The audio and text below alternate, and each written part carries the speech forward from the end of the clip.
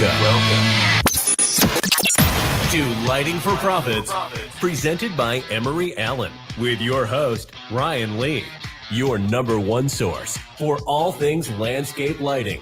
From lighting design, install, sales, and marketing, we discuss everything you need to know to start and grow a successful landscape lighting business.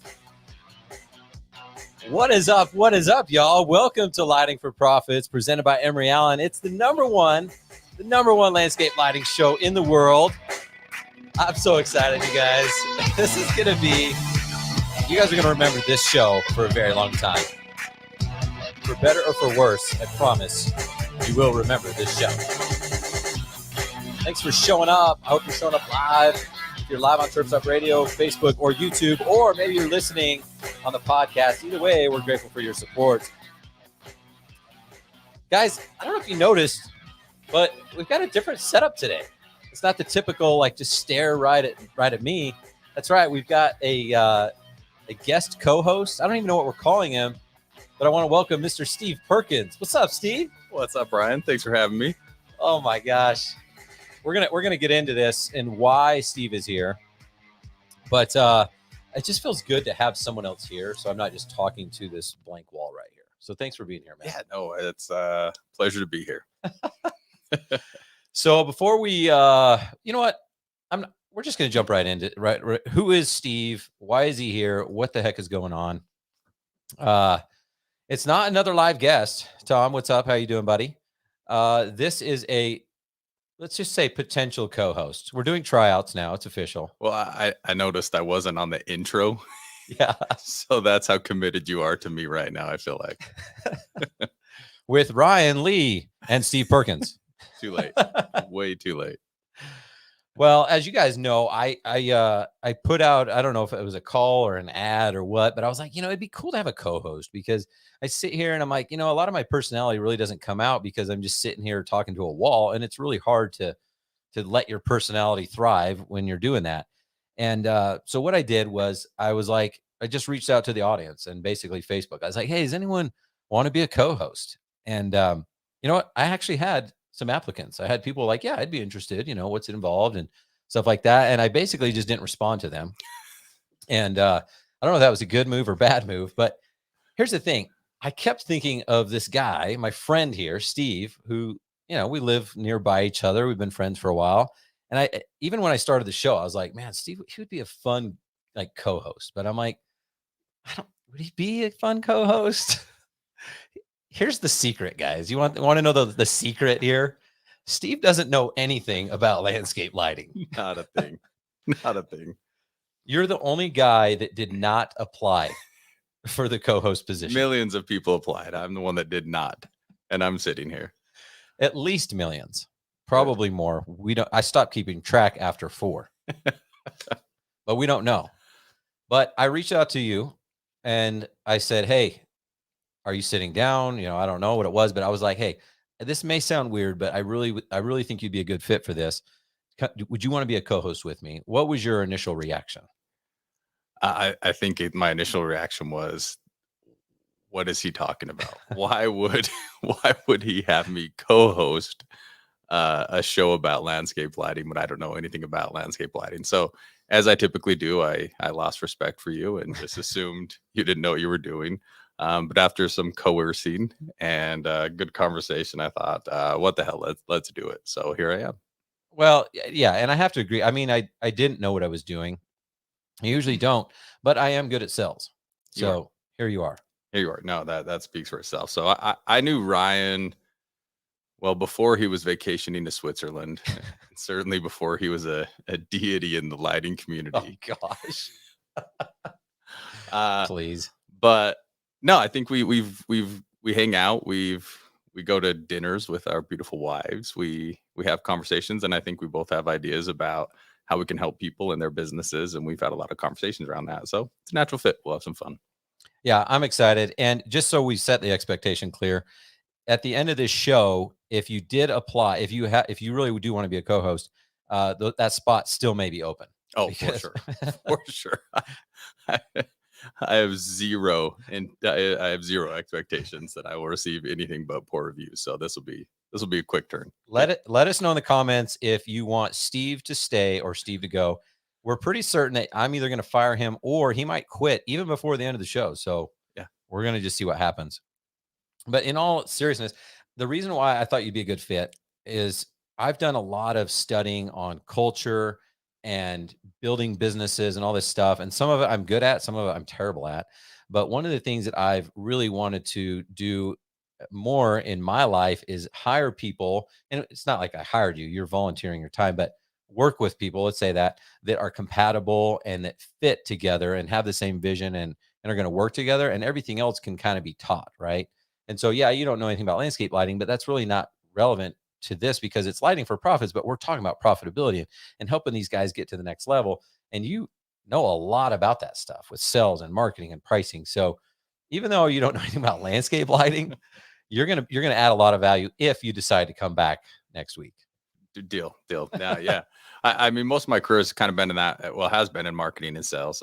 Been with some startup companies and some bigger companies, but a lot of what I do is I actually coach small business owners on how to have success, how to stay motivated, things like that. So I think there's definitely some overlap. But yeah, we'll see what happens after this week.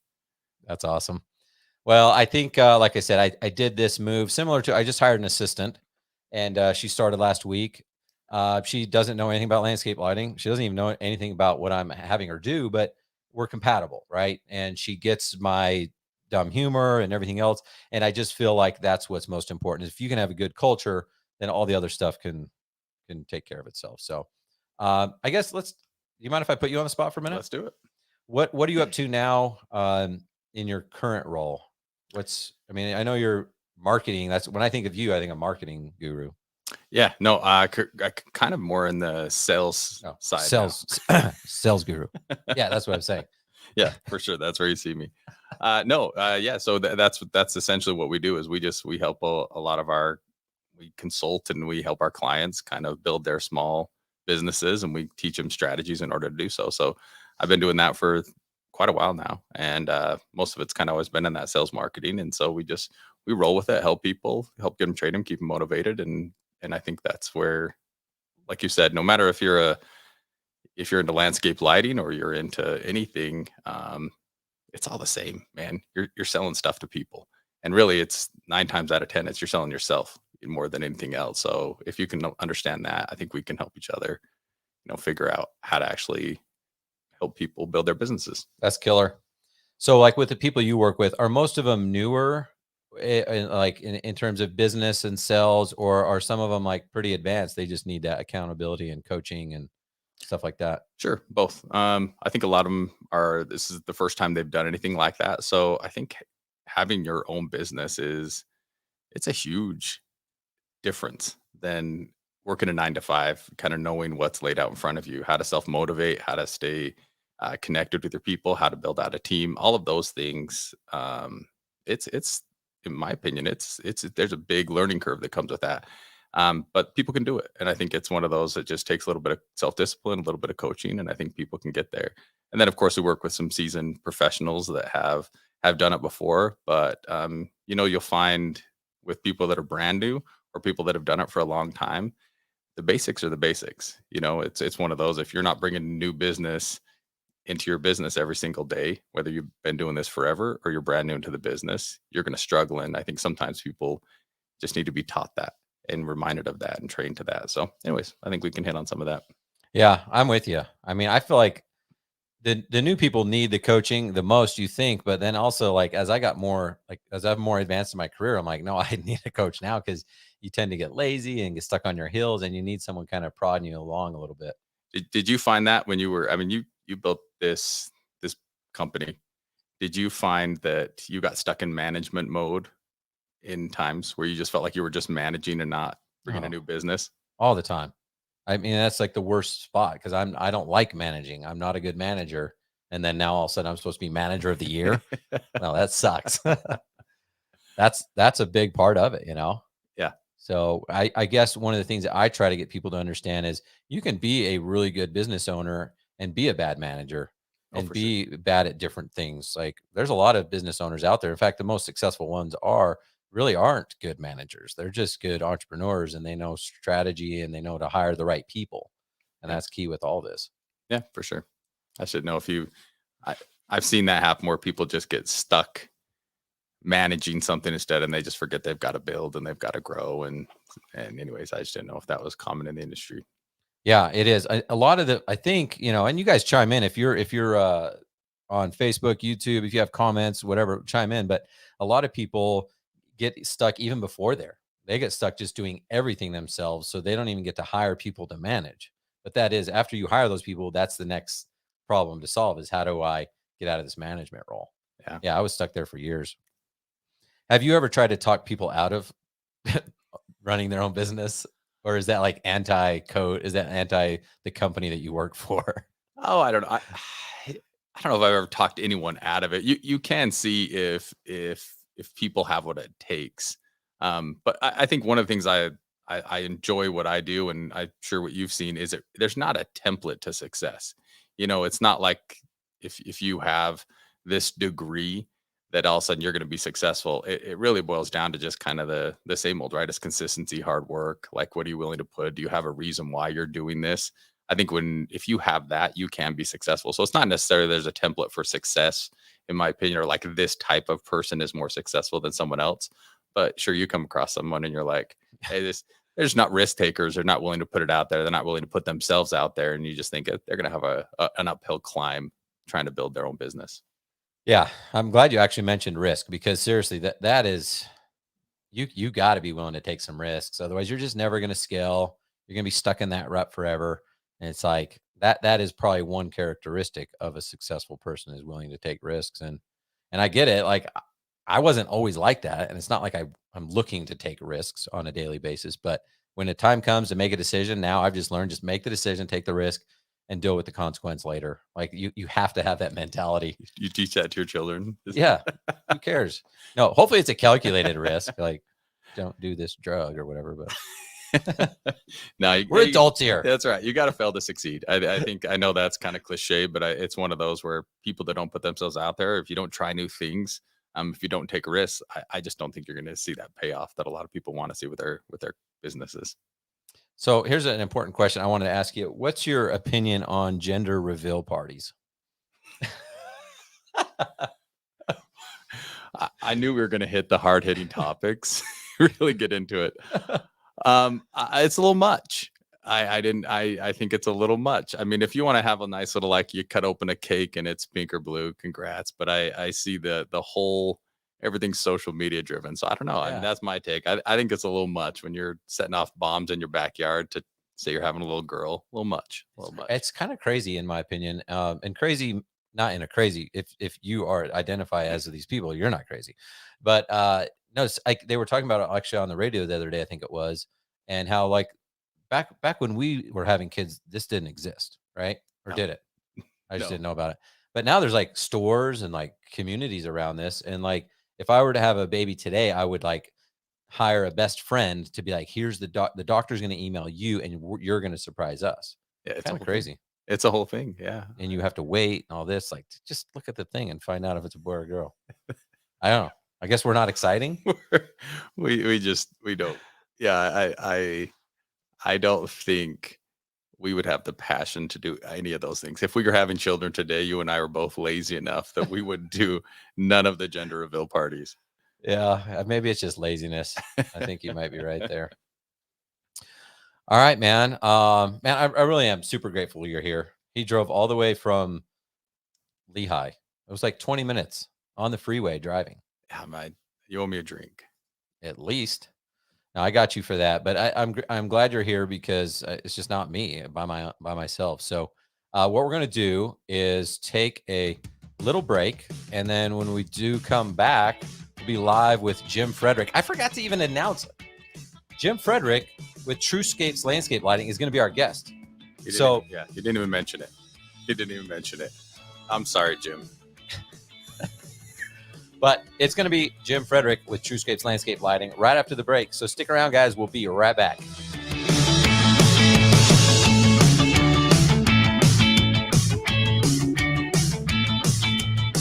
There's more to landscape lighting than just throwing a fixture under a tree.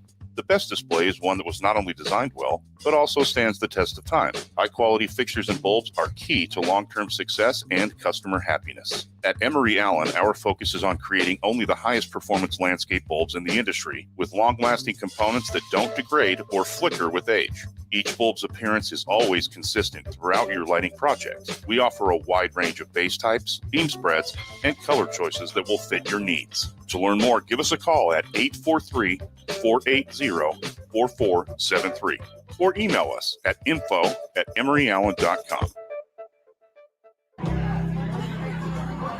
Hey everybody, this is Hecubus from the Nightcap. I'm just sitting here relaxing within the vault with my friends and a tasty pint. You should stop by and listen in sometime. I'm here every Monday through Friday, 8 to 10 p.m. Eastern, live only on Turf's Up Radio. Your industry, your station.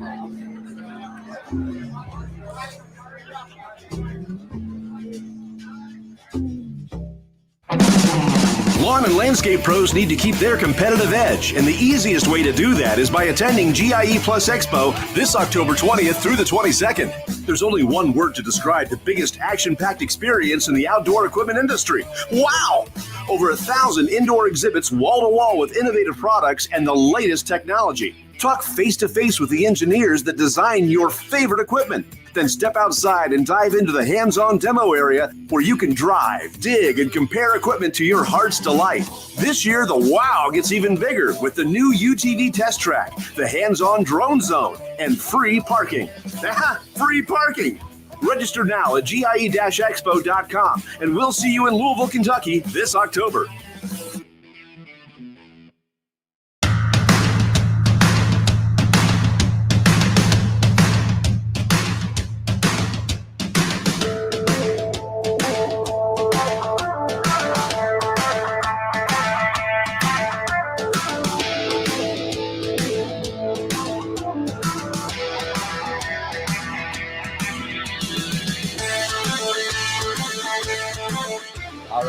All right. Welcome back to Lighting for Profits, presented by Emery Allen, here live on Turf's Up Radio, YouTube, and Facebook, and of course, the podcast.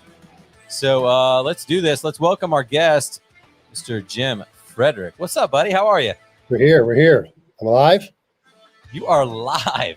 I have to say, I don't even know how to come off that gender reveal discussion. I had no expectation that was going to be the lead-in for my presentation. It was on the radio this morning, and I thought, you know what, maybe that would be a good topic, because I was like, really, I don't know how I feel about that. How do you feel about gender reveals? I think I'm in your camp. I think I'm a little older than the current crop of new parents. But I did write down here. I think one of my favorite parts is the segment on AFV when they show the fault, the poor gender reveal. I'm holding it wrong, or this backfired. So it does get some good content. Is that where they shoot like the pink instead of the blue confetti out or something? Where they hold it the wrong way and they I was going to say that. And See, now that I could maybe I'm okay with it happening then, if they're okay with making fun of themselves when there's mishaps.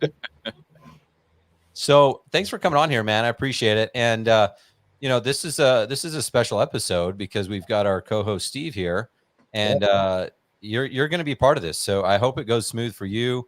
My purpose in this show is to kind of elevate, educate the landscape lighting industry, and you and I have gone back and forth and stuff like that a little bit on Facebook, and I see you there, so I thought, oh, this will be great. We're going to be at GIE, so I wanted to have you on here, let you introduce yourself to the community and find out more about you and what you're working on. So how long have you been in landscape lighting?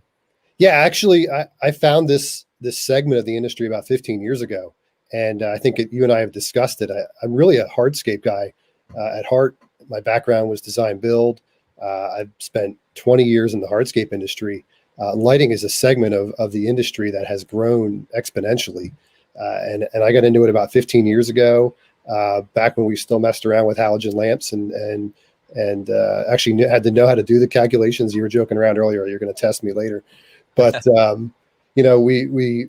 it was a pioneering moment in our industry when it was a very closed segment and really opened itself up to a whole new audience on the hardscape side. And so what What was your role at that time?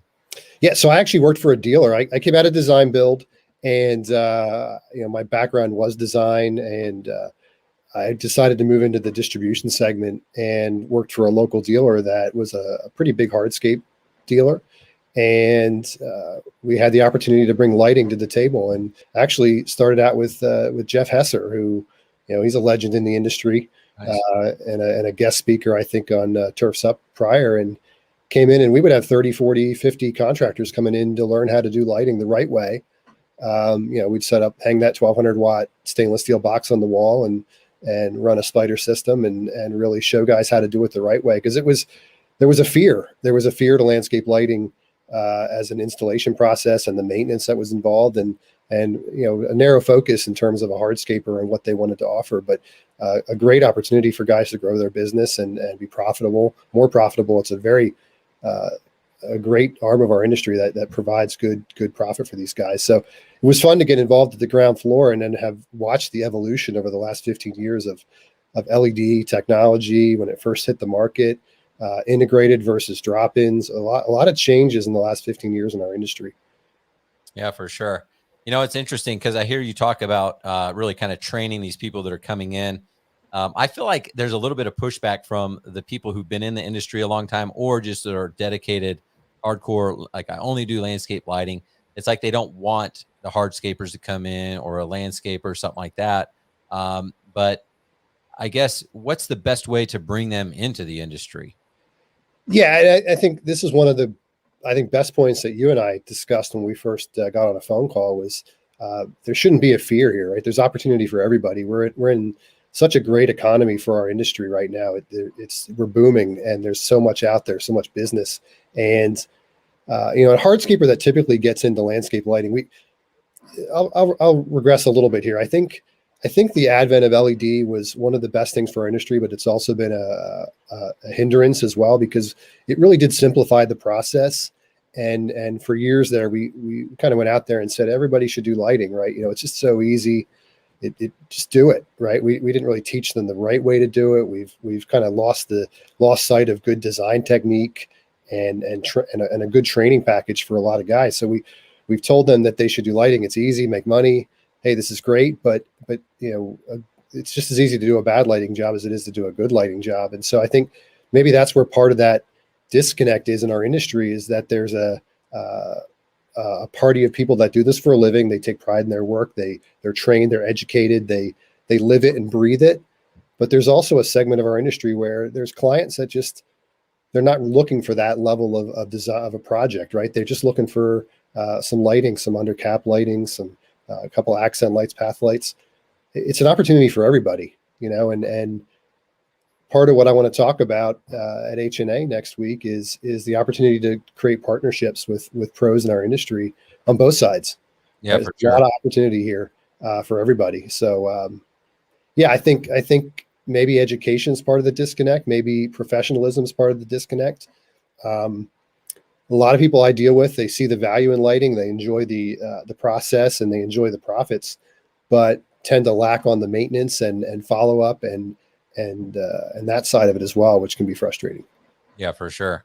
Well, there's kind of two sides of me, like the contractor side. If I have my own business, I'm kind of with everyone else, like, hey, just stay out, let me be the lighting professional. Mm-hmm. But I've also learned enough to know that and the kind of the coaching side of me is like, let's say you get a new hardscaper in, and he's not going to go and deck out a house like you're like a regular lighting guy might, but even if he just does like 10 lights in the outdoor kitchen, someone's going to, like, their neighbor's going to come over to a party, someone's going to see that and be like, oh, that's nice, I never thought we could have lighting, which is Mm-hmm. going to trigger a Google search.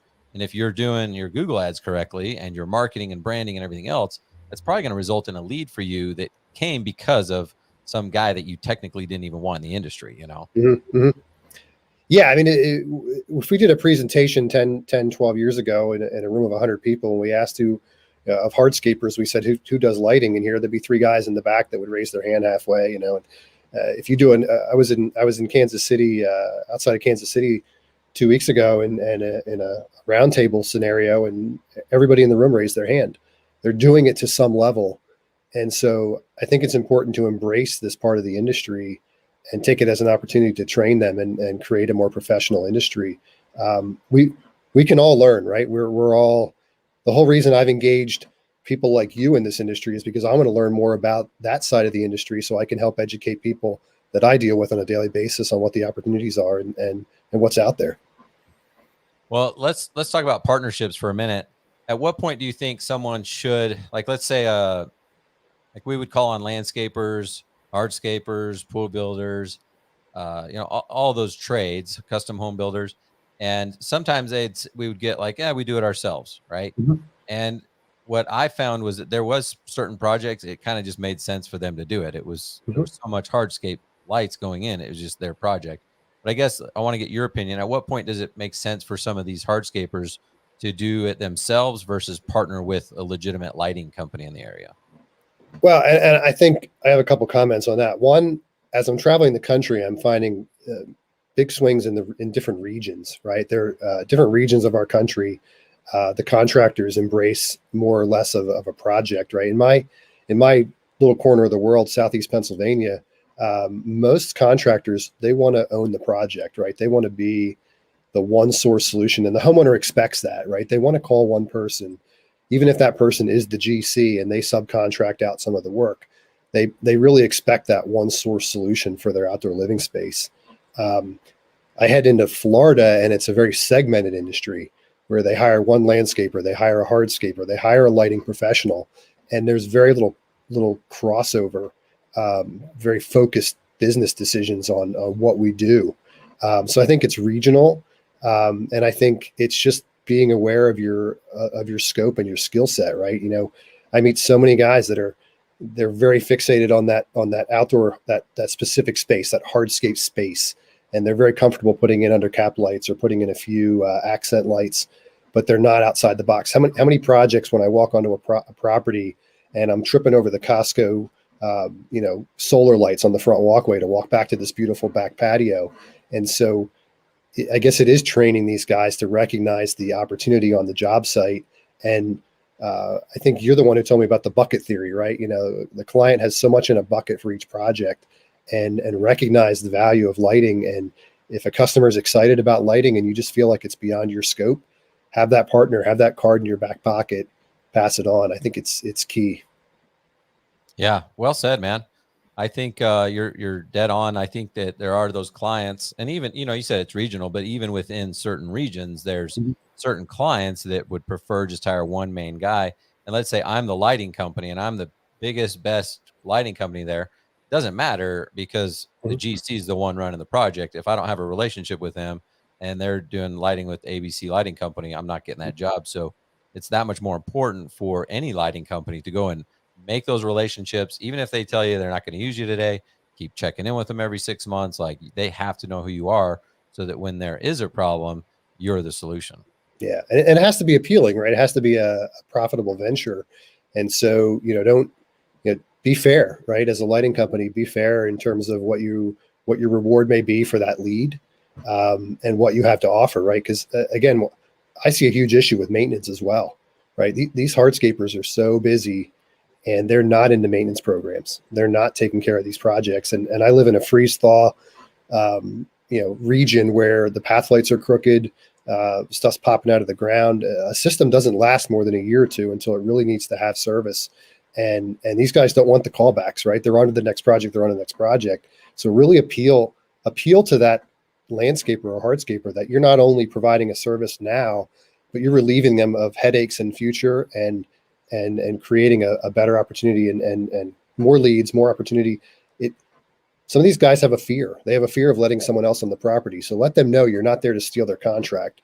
You're there to enhance their business and help them grow. Love that. That was actually the first, like, if I called on someone and they're like, oh, we already do it in-house. First question. All right, what do you guys do about maintenance? Mm-hmm. You already know they don't have a good answer. It's not like that. We have a quarterly maintenance plan. And no, that does kind of suck. In fact, this other lady, you should have heard her the other day. And they tell you this whole story about how they lost a customer. And you're like, so you're saying there's a chance? There's a chance. I think if you walked in and you were solving a problem, then that's not even a sell. I mean, that's not something you're trying to gather business from. I like that, Jim. I like that a lot. Yeah. Okay, what time is it? Oh, we're good. Well, you know what? Let's do another break. We got to do another break, and then I want to ask you more about what you're doing now. I want to ask you about Tru-Scapes, and I want to ask about. I mean, we're gonna hang out next week in where are we at? Kentucky or something? Kentucky, someplace in Kentucky. I don't think I've ever been there, so hopefully it's cool. But you're going to be speaking, which is awesome. So I want to talk to you about that. And the other thing is, if I could just find this button, then I would hit the button and we go to break. So, There it is. All right, guys, stick around. We'll be right back. Jim Frederick, Tru-Scapes, Landscape Lighting.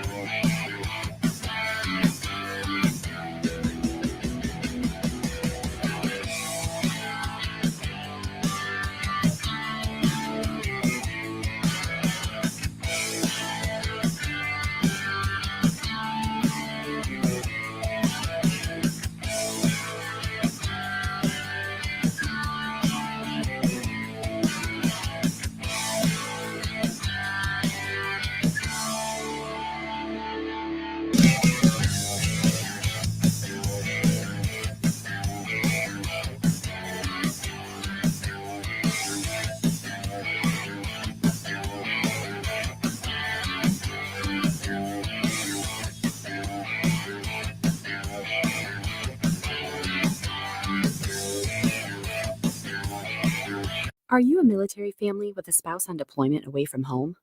Did you know that nonprofit Project Evergreen has thousands of volunteers across the country ready to help military families with lawn, landscape, and snow removal services? We call it Green Care and Snow Care for troops.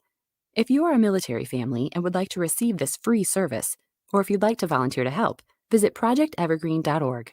Project Evergreen, creating a greener, healthier, cooler Earth, 1 yard at a time. Attention all pros. When you leave a deal with your clients, don't leave money on the table. Join Turfs Up Nation today and partner with pros all across the country who can help you make more money for your services that are related to your project. Landscapers need plumbers, and pool installers need hardscapers, and every combination in between. Turfs Up Nation is free. Your information is secure, and you'll be connected with other pros in the industry who want to do business with you. And not to mention property owners who need help with everything. If you think your clients don't need you and the connections you have, think again. Join TurfsUpNation.com today and start putting more money in your pocket for services you never knew you could. Just remember to sign up for this free service. Go to TurfsUpNation.com. Hey, everybody, it's Brooke Ford, host of The Green Veteran here on Turfs Up Radio. Be sure to check me out every Saturday morning at 11 a.m. Eastern. You're going to hear some great one-on-one interviews with green industry professionals. We're going to talk about best business practices, highlight innovative products, and also provide some insight into some new emerging technologies in the field. That's The Green Veteran, airing each Saturday at 11 a.m. Eastern. And remember, Turfs Up Radio, your industry, your station. Saturdays, 9 a.m. to 10 a.m., The Weekend Review. The Weekend Review. Join King Darren and all of your favorite Turfs Up Radio hosts, including Heculus, Eric, the Turf Teacher Jones, Brian. My name is not Brian. Ryan Lee, Wayne the Prophet Bowles, One opportunity. his son Daniel, Brooke Ford, the Green Veteran, Giddy up. and many more. Join us live as we unpack the week and share what you may have missed live on Turfs Up Radio. That's The Weekend Review, Saturdays, 9 to 10 a.m. Eastern, right here on Turfs Up Radio, your industry, your station. Yeah! Oh, yeah.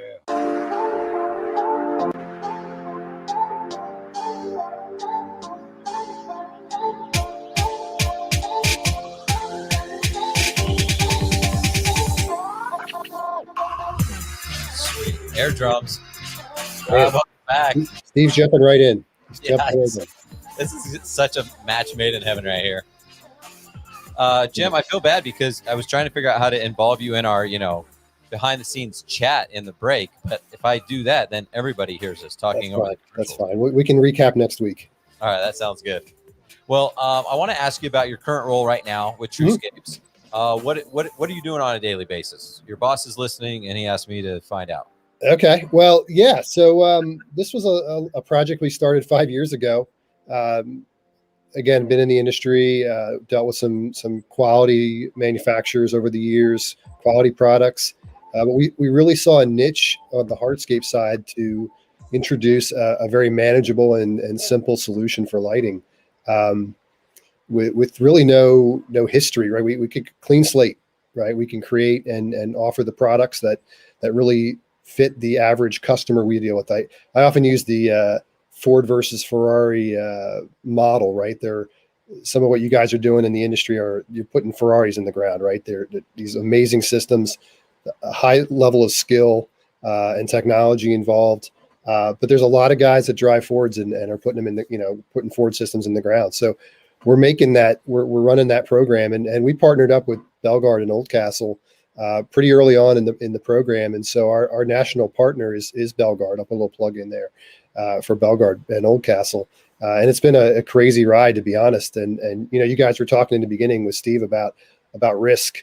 And my boss will laugh if he ever hears this, but we literally met in his basement, and he had chickens in his basement, and landscape lights and chickens. And hold on.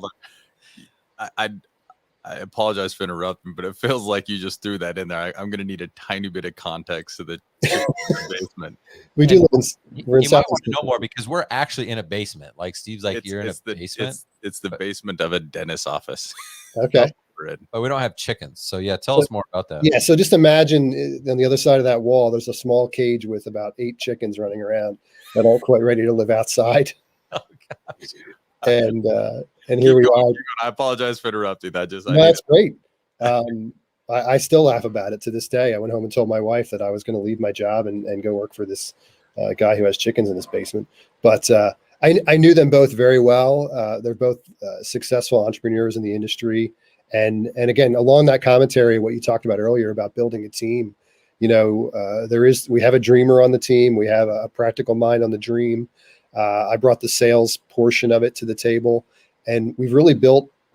I took some notes just because I wanted, I really liked what Steve had to say earlier, and that word culture. I think culture is where you pegged it, right? It's building your team. Not all industry people, right? Not whether they know lighting or hardscape or whatever. It's finding the right person. We can teach the basic skills of our industry to just about anybody, right? We're not NASA rocket scientists here. And there's a skill to it, right? I don't want to discount that, but it's building that culture. And we have an awesome culture where I work, and we have a lot of fun doing what we do. And so my role personally has been building the business through our partner. So I travel the country and present at their events. They have Belgard University, they call it. And so I'll present at that event. There could be anywhere from 25 to 125 contractors there, and helping them embrace this outdoor living mindset, that there's more than just pavers. It's about the outdoor living, the big sell, right? It's structures, it's outdoor kitchens, it's lighting, it's everything, and how to help them grow their business to include all that. That's killer. That's a lot of fun. I mean, I know I would enjoy that, because that's what I'm doing right now. And it's cool that I'm sure you've experienced this, where you teach someone and they're like, man, I had no idea that this industry even existed. Mm-hmm. And all of a sudden they're making as much with their lighting as they are their pavers or whatever it is, Yeah. I love the way Jim positioned that, right? Because we always talk about like product, like everyone can sell lighting or any product, fill in the blank. But the way he just painted that picture of, outdoor living space and where you get to, connect with your family or whatever that is, that's where marketing comes in. You start to tell that story, and people will be attracted to that. Well done, Jim.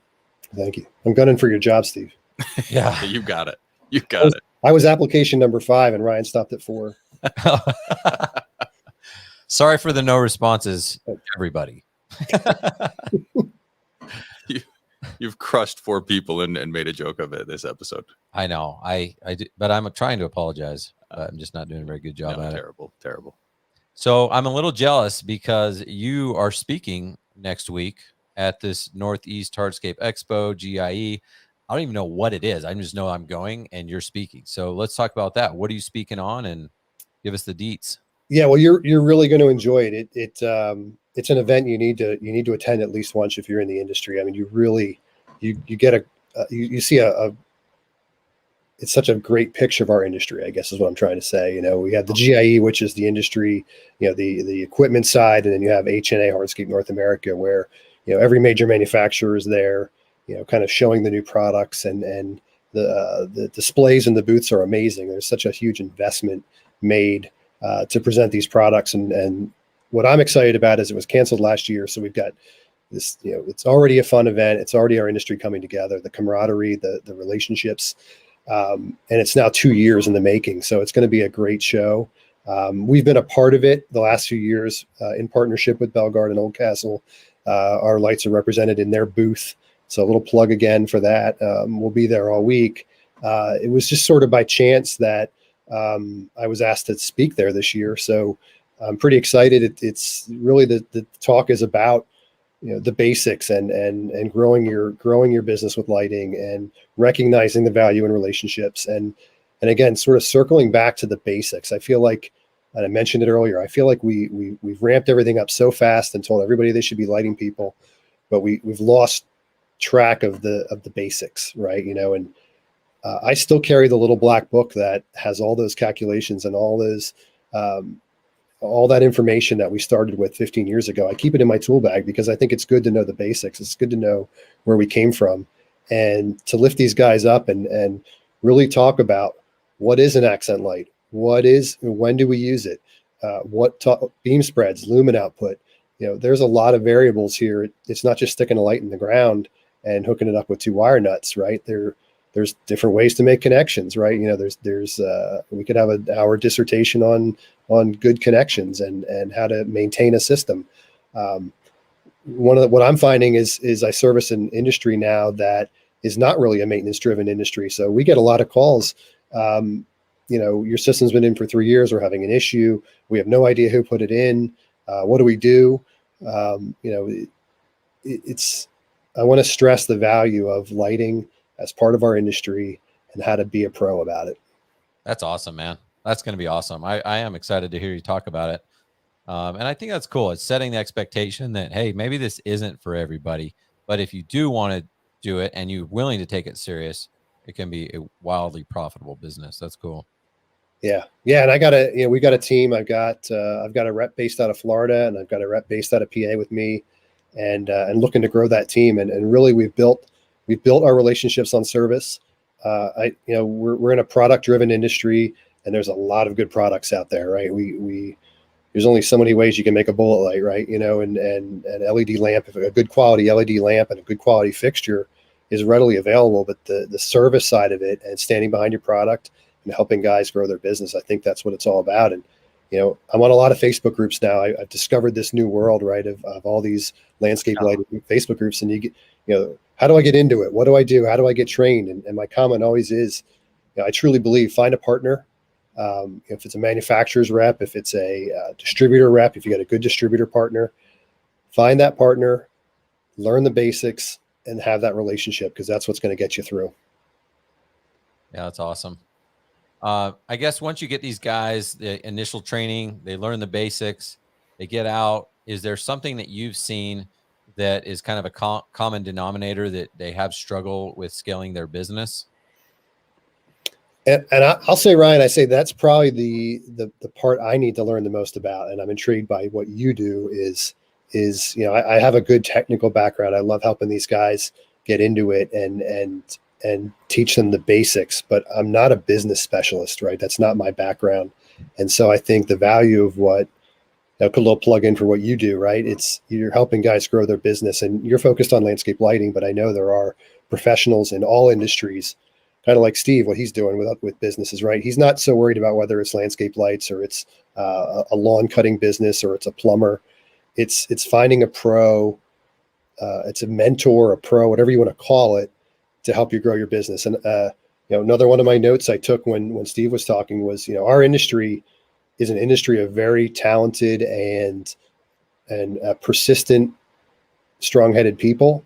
We're not always good business people, you know, and hard work goes so far in life, but you gotta get to that point where you recognize the value of partnerships and education and growing your business. Love it. Yeah, I guess so. maybe that's what you'd say is the most difficult part they have is trying to be a business owner. Mm-hmm. Figure all that out. They figure out some of the technical stuff, but then they forget about, oh yeah, I've got to hire employees and I've got to put a maintenance plan together and I got to actually run a business here. Yeah, and it's hard, and everybody's different. I was mentioned in this roundtable I was at, and it's really neat to talk to guys who, you got young guys that are hungry and they're ready to grow their business, and then you got a guy next to him that's got 72 employees and he's running this big business, and then you got the guy next to him saying, I had the 72 employees, and now I'm in my 50s, and I want to scale back and be more profitable. And it's an interesting cycle in our industry. What's profitable. Where am I at in my career and so forth, and being able to identify that and help these guys, I think, is key. Awesome. I guess my final question, and then Steve has a huge list. He really wants to know a lot more about this landscape lighting thing that you talk of. But what do you guys have any insight on where you see the future of landscape lighting going, or anything you guys are working on you want to give us a peek into? Yeah, I mean, that's a loaded question, right? I'll say that the focus of our business has been evolving. Again, we live in this hardscape space, and yes, we produce and manufacture and distribute the basics, right? The path, the accent, the well. We're going to keep supporting that side of the business, but the R&D and the energy on our side is really coming up with more creative solutions in the hardscape industry that help these guys and creating quality products that are integrated into their projects, right? So I kind of live in that hardscape world. So we created a unique paver light that I think is clean, it's sleek, an alternative to a path light, and we've done pillar lights. My little green screen has some of our column lighting on it. Again, tying into that outdoor living space and creating those products we think best fit. Our next frontier right now is Kelvin options, right?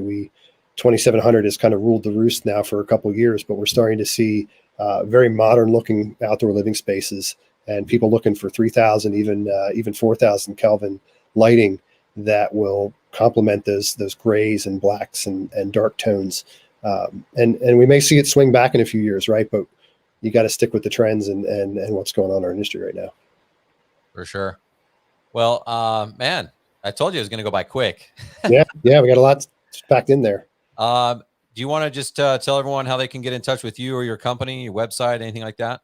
Yeah, we're Tru-Scapes Lighting. If you Google us, you'll find us. I don't know if I give out direct numbers. We'll be at H&A, and we are distributed again. I note that we're through the Belgard network, so they have a national footprint, and we have some of our products on their website and their catalog as well. So they're a great partner of ours. They've got a great sales team out there that I work with on a daily basis. But yeah, if you need to get a hold of me, look us up online and you can find me. It's Jim@Tru-Scapes.com. It's easy to find us. Perfect.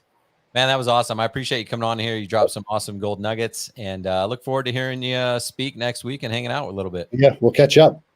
All right, man. Take it easy. Good luck, Steve. I appreciate it. What a stud, man. What a good guest. I know, right? Yeah. It's like you would think I would be like these guys prepared or something. They obviously way more prepared than I am. Just to give everyone a taste before, Ryan's like, I think I was supposed to send you questions, but I don't think you did. So the fact Jim knocked it out of the park, man, he was awesome. Now I just got to figure out how to get this. Oh my gosh, this is so embarrassing, you guys. There we go. You can't see what I'm seeing. That was embarrassing. But yeah, I do want to thank my guest, Jim. Thanks so much, man. You're awesome. And make it easy on our end for sure. We're going to take a quick break, and then we're going to end with my lighting tip of the week. Lighting tip of the week.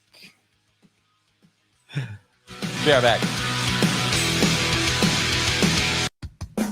Hey, this is Jeff Hesser, senior contributor and co-host of the Weekend Review here on Turfs Up Radio. Can't make it to major green industry events, but want to stay connected? Don't worry, we have you covered. Be sure to download the Turfs Up Radio app or visit our website. We'll bring you the live coverage you need to keep you up to date with everything that happens in our industry. And to find out where we'll be next, simply visit greenindustryevents.com. That's greenindustryevents.com. And always remember, Turfs Up Radio, your industry, your station. Are you tired of working dawn to dusk 7 days a week and still struggling? Working hard isn't your issue. What you need to focus on is the business side of your business. That's where Profits Unlimited comes in. With our 42 years of experience in the industry, we have faced the challenges you are going through. We can help you with bidding, contracts, marketing, selling, and much more. Check us out at profitsrus.com. That's profitsareus.com when you are ready to earn what you deserve. And don't forget, tune into Profit Time at 10 to 11 a.m. Eastern Standard Time, Monday, Wednesday, and Friday. Remember, profit is not a dirty word.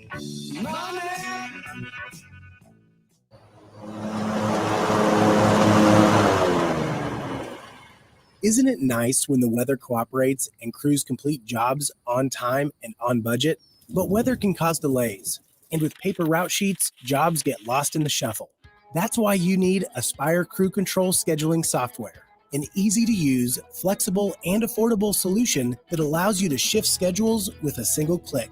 Try Aspire Crew Control for free at aspirecrewcontrol.com.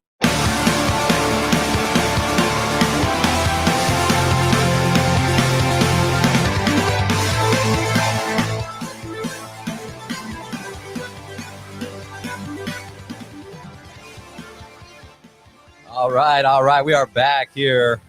Lighting for Profits, presented by Emory Allen. I'm Ryan Lee, your main host, and then we have now a co-host, Steve Perkins. I see how it is. Yeah. Main and non-main host. All I know is Jim referenced me like 4 times. It didn't once. I was gonna wait to bring that up till we were off air because I was a little worried about that. I'm like, dude, Jim, like, did you not hear what I said? Remember when I said that cool thing? Oh, you don't? I think you're just being nice. No, Jim's a good dude. Sheesh, my biggest fear was that you were going to take over the show, Lighting for Profits, presented by Steve, and it was just, I don't know. And now it's happening. It's happening, right? Perfectly right. Yeah.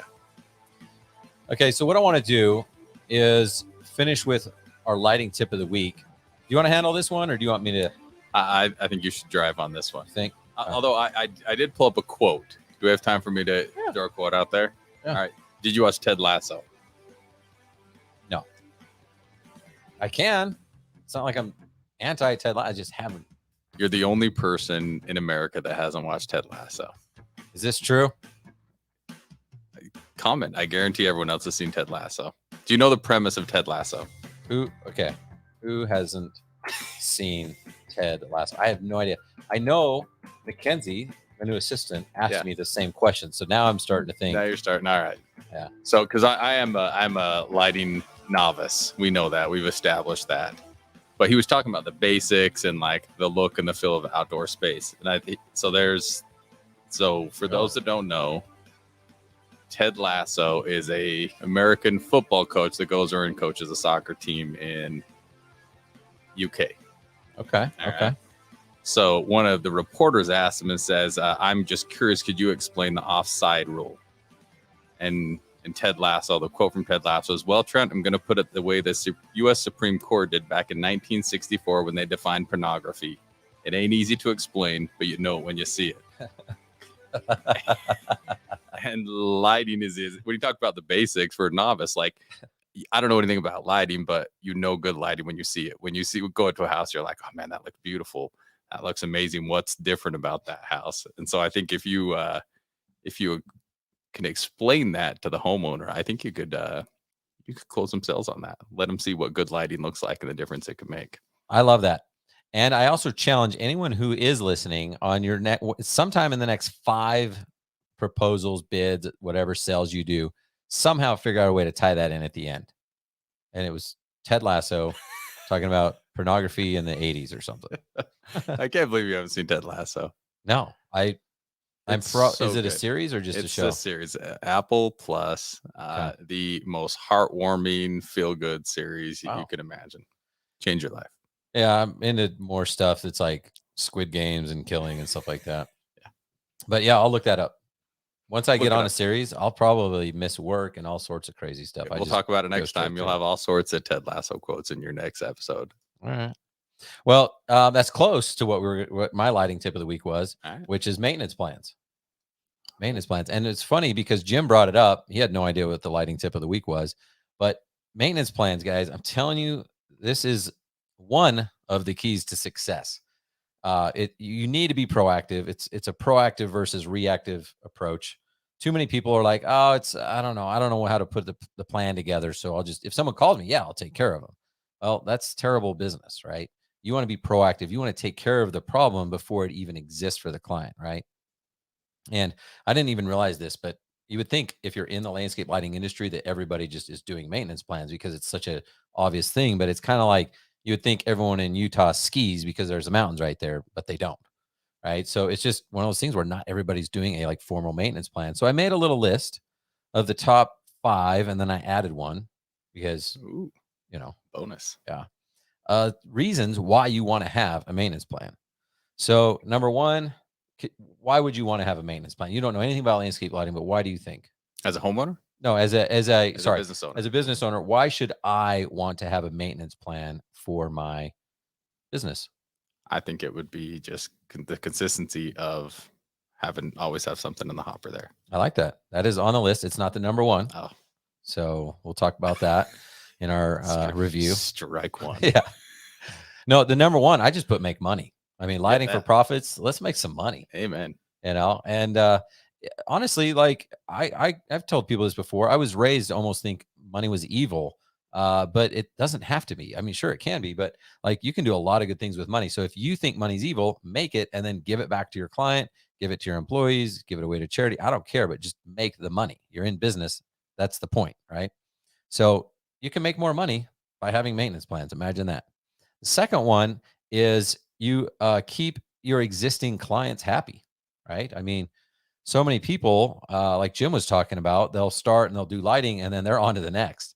And they don't think about the consequence of not keeping that client happy.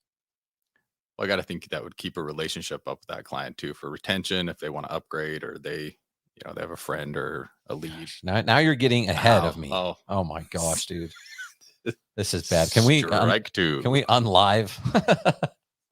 But you're right. So we keep existing employees happy for several reasons, but the main reason is so that the next time, like you said, retention, stuff like that, right?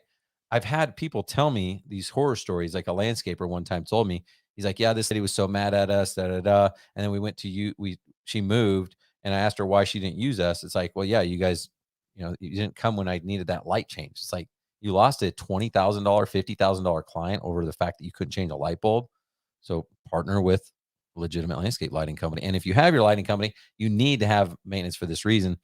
The next one is you mentioned, I mean, they kind of go together, but repeat business. So in our community, people are rich and they get richer. So they usually have a lake house, a second house, a ski house, something, right? Or they get richer and they're like, hey, I got a promotion. Let's go from the $1 million to the $2 million, or let's go from the $2 million to the $5 million. Like they just keep upgrading. So why not make it a residual business, right? And then I don't know, where are we at? 3? That was 3. 4th is that it helps you differentiate yourself. So this is one I actually added today because I had this epiphany. I was like, man, it actually helps you sell. So when you're selling it, bring up the fact that you have a proactive maintenance plan and the other guys don't. And so that means that the other guys are going to just come in and put in their lights and one and done you, or you're building, this is a relationship. When they're committing to you, they're not just committing to give you $10,000 and you exchange lights for that. You're buying into a system, a relationship, and you're going to get to know them and their pets and stuff like that. So differentiate yourself. And then the 5th one is referrals. So, obviously you want that repeat business, but they're going to be much more likely to refer you to their friends if they're like, oh, man, like these guys are amazing. Like our lights, we got these lights 3 years ago and they literally look as good as they did day one, 3-4 years later. And then you want to know what the 6th one is? I can't wait. I know that you've been waiting all week for this one. It's referrals again. What? It's referrals again. What? You queued up this magical, I have years of success number 6, and I'm the guy. There it is. It's referrals again because there's a referral that a client's going to naturally give you. But the reason I put referrals again is because you mentioned something like it keeps stuff in the hopper, right? So it gives you opportunity to keep working. And so maybe there's a slow time and you don't have a lot of installs. So, but what happens is people see your maintenance trucks going around, and you get referrals based on that. It's not necessarily a referral from a client, but so, having your trucks visible, which I'm assuming your trucks are wrapped. If they're not, wrap it now. You'll make more money off of that than most other investments. So, but yeah, that's what I mean by the second referral. So that's it. Just that's my top 5 with a kind of a 6th on there. It was 5. You just repeated one, but no, great job. Right. Great job putting that together. All right, man. Well, listen, I appreciate you joining me. I appreciate Jim Frederick of Tru-Scapes Landscape Lighting jumping on here. Thank you to Emery Allen as well. And that pretty much wraps it up. So we're going to wrap it up. It went by quick. It always does. But I want to thank you guys for sticking around the whole time. And don't forget to keep working on your business every single day, every single week, every single month. And always keep moving forward. You guys have a good week. See y'all.